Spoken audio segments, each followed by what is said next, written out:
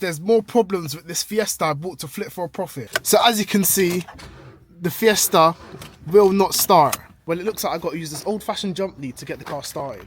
But you never guess what? Top Don have sent me out their Jump Surge jump starter. I'm now unboxing the Top Don Jump Surge. The Jump Surge comes with 2 charging ports and also a flashlight that has 3 different settings. Connect the negative to negative, connect the positive to positive, click boost. And just like that, the Fiesta has started.